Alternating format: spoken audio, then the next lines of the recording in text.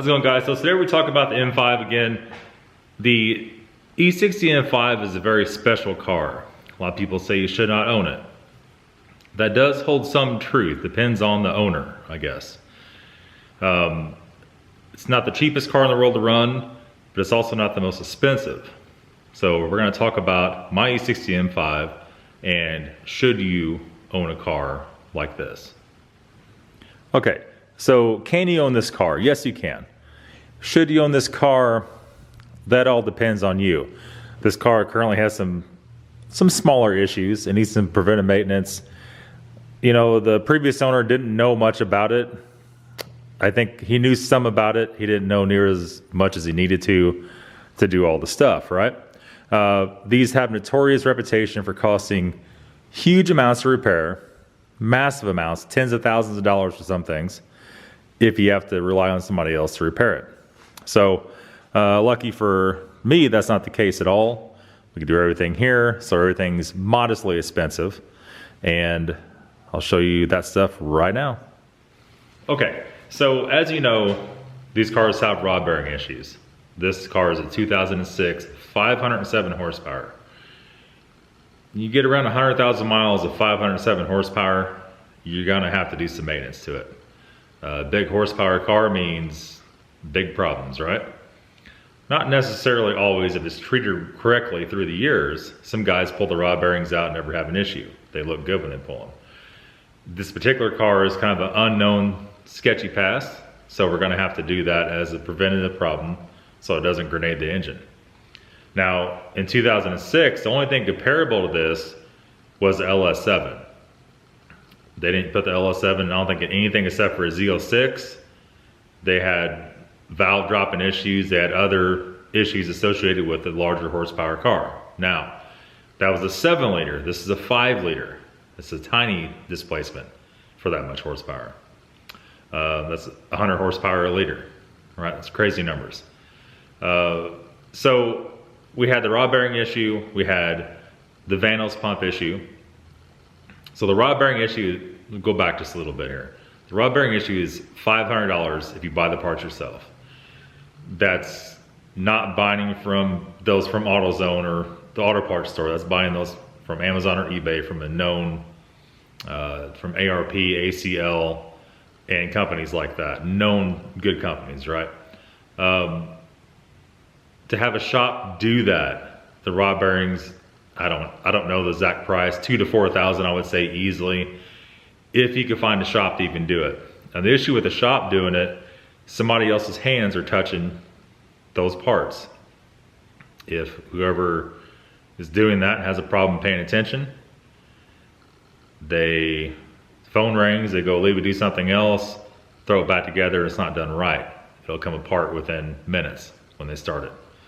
Non-repairable will come apart. So it's always better to do stuff yourself if you have the ability, and that way you can guarantee you're not gonna have an issue from faulty labor essentially at that point, right?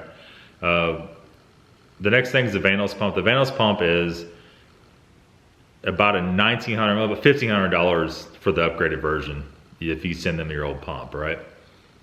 There again, you gotta pull a subframe out or the engine out, but usually people pull a subframe, the oil pan off, and it sits right there. I don't know how much they charge. You're probably in that easily $4,000 to have a shop do that. That's the most expensive piece in the whole car, is that pump. Now, if more than likely it's already been replaced under recall, right? 50-50 shot at this point, and only was 06 and 07 had that problem. 2008 did not. 2008 and up to 2010. They didn't have that issue at all. So that's not a very common thing anymore. And you notice a growing trend here as we're going along, as parts come out that are upgraded, updated, a lot of these unreliable cars become reliable, all right? Now, the next thing you have to understand is, we'll get to the transmission here in a minute. Next thing you understand is you have to have the BMW software to work on this, to own this car, period. You're gonna run into an issue to where if you're in the States, people are not gonna have, indie shops are not gonna have that software. They can't they can't really have it. I think they charge them 20 grand a year. Then you have to know how to use it. Not only BMW E60 Plus, E60 P, 1KFP, there's a whole bunch of stuff you have to master to be able to run the appropriate tests you need. If you have a module problem, to reprogram that module. It's not just your average guy's gonna be able to do that. That's just not that way at all. It's not like Toyota TechStream. It's not like that whatsoever. You gotta have that. That's almost impossible to buy unless you know the right people, right? There again, you have to know how to use it. So you have to have that to diagnose the transmission, to run to pressurize the pumps, to check for leaks in the Vano system, for modules on the car itself is needy when it comes to modules. There's a lot of stuff on it. And, you know, a car with heated and cooled seats, let me flip you guys around here. A car with heated and cooled seats, the heads-up display, the iDrive system, the SMG system, we'll talk about here in just 1 second, and, you know, 10,000 other things. Literally, you need their software if anything happens, anything goes wrong whatsoever. Now, we're going to cover the SMG transmission, and the SMG is not a bad system, but it has to be maintained correctly. It has to be driven correctly. The biggest thing on these, don't drive it with the shift points set. You can set the shift points. You don't drive it with those set all the way down. And just pulling off on the trailer with those set all the way down, engaging and disengaging the clutch. This is a manual, basically a manual over automatic box. So that means it has a clutch like a manual, has shift solenoids, and a electronically controlled slave cylinder that pushes the clutch in for you. There's no third pedal in the car, right? It's kind of a primitive system nowadays, but back then it was probably one of the fastest shifting systems that there was out there. You know, 2006, I guess maybe some stuff had dual clutch, but that was kind of the early days of things. You know, there's also the shift solenoid pack can go bad. Like I said, is that from not changing the fluid correctly or running it low? Well, my experience with automatic transmissions, probably so. But that's replaceable. That's around 500. I haven't looked at prices lately on that. I would say $300 to $1,000 for that setup if that's bad. Also the pump, the SMG pump that runs the transmission is about $350 for the upgraded version of it if you have an issue with that.